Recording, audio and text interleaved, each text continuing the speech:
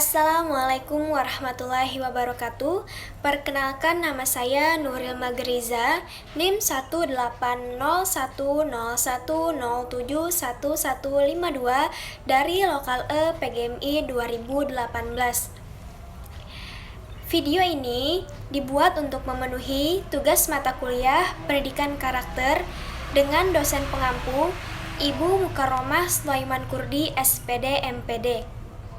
Di video ini, saya akan menjelaskan tentang bagaimana fenomena karakter bangsa sekarang ini, apa yang dimaksud dengan pendidikan karakter, dan apa saja manfaat dari pendidikan karakter tersebut. Semoga video ini bermanfaat. Selamat menyaksikan.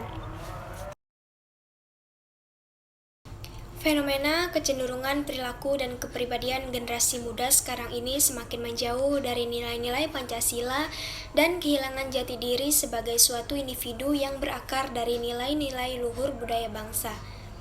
Kondisi faktual saat ini yang menggerus kepribadian generasi muda seperti hilangnya identitas bangsa, tawuran pelajar dan mahasiswa, narkoba, seks bebas, fenomena geng motor, kekerasan yang dilakukan generasi muda, dan degradasi moralitas pelajar. Fenomena sosial yang terjadi di masyarakat dengan munculnya peristiwa yang menunjukkan dekandensi moral dan perilaku negatif individu dan sekelompok orang seperti rendahnya rasa tanggung jawab antar individu dan warga negara, munculnya kekerasan yang dilakukan remaja, sopan santun dalam berkata-kata dan bersikap sudah semakin meluntur, batasan baik buruk bertambah kabur, penggunaan narkotika dan alkohol, serta seks bebas, ketidakjujuran merupakan hal yang biasa dan membudaya. Terjadinya saling curiga dan menyebabkan rasa kebencian dan radikalisme yang dilakukan oleh pihak yang tidak bertanggung jawab dan banyak fenomena lainnya. Lemahnya ketahanan budaya pada generasi muda juga ditunjukkan oleh terjadinya gejala krisis identitas yang telah mengakibatkan terjadinya sikap ambivalensi dan disorientasi. Disorientasi tata nilai ditambah dengan tumbuh suburnya semangat kebebasan telah menyuburkan tumbuhnya pandangan yang serba boleh atau permisif yang telah mengakibatkan menguatnya budaya hedonis generasi muda. Selain itu, nasionalisme Indonesia dalam kalangan generasi muda tergerus oleh arus globalisasi yang deras melalui segala dimensi kehidupan generasi muda. Budaya urban mereka adaptasi dalam berbagai hal seperti gaya hidup dan perilaku dalam berbusana, bergaul, nongkrong, musik, konsumsi, dan sebagainya masuk deras dalam kehidupan anak muda, bukan hanya di kota-kota besar tetapi juga di pelosok-pelosok desa.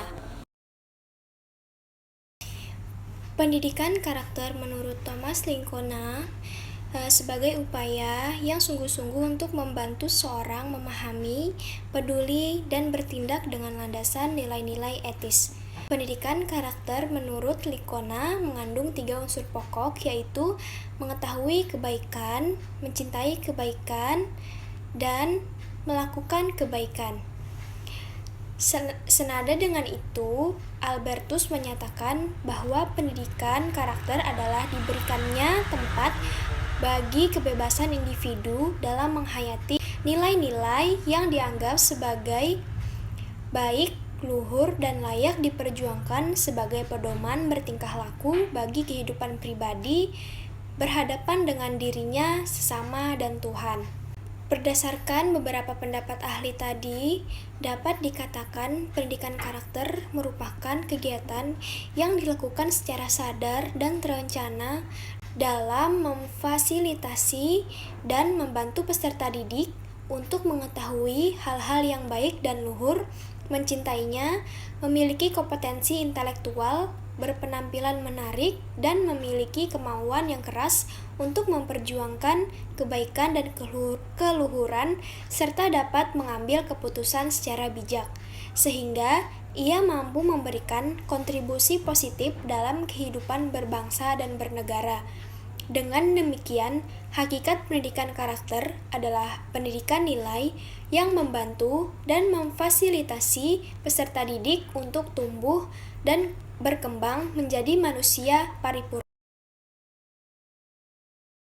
Manfaat pendidikan karakter di era globalisasi sangat banyak dan besar bagi kehidupan bangsa dan negara karena perannya yang sangat vital dalam pembentukan karakter warga negara berdasarkan nilai-nilai etika dan budaya bangsa. Di antara manfaat dari pendidikan karakter yang pertama yaitu pendidikan karakter menjadikan individu yang maju, mandiri, dan kokoh dalam menggenggam prinsip. Yang kedua, pendidikan karakter akan menjadi benteng dalam memerangi berbagai perilaku berbahaya dan gelap. Adapun manfaat lain dari pendidikan karakter dalam lingkungan keluarga, yaitu yang pertama, anak akan menjadi pribadi yang hormat dan patuh kepada orang tua atau berbakti kepada kedua orang tua.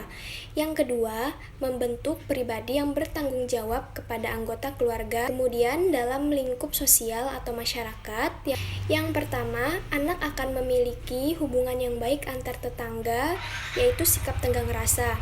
Yang kedua, anak akan memiliki jiwa sosial yang baik, ringan tangan, atau suka memberikan bantuan kepada warga yang kekurangan. Yang ketiga, anak akan percaya diri untuk tampil aktif dalam organisasi kemasyarakatan. Kemudian, dalam lingkungan pemerintahan atau pengabdian kepada negara, yang pertama, jika bekerja sebagai pegawai negeri diharapkan menjadi pegawai yang amanah, tidak menyeleweng jabatan, terlebih lagi melakukan korupsi. Yang kedua, jika dipercaya oleh rakyat seperti anggota DPR atau MPR, akan memperjuangkan kepentingan rakyat, bukan memperjuangkan kepentingan pribadi. Seperti potret bangsa kita saat ini, banyak anggota dewan yang terlibat dalam kasus suap dan penggelapan dana. Yang terakhir, jika dipercaya menjadi pemimpin, diharapkan menjadi pemimpin yang adil, memperjuangkan hak-hak rakyat kecil, dan yang paling penting menjadi pemimpin yang bisa menegakkan keadilan di negeri ini.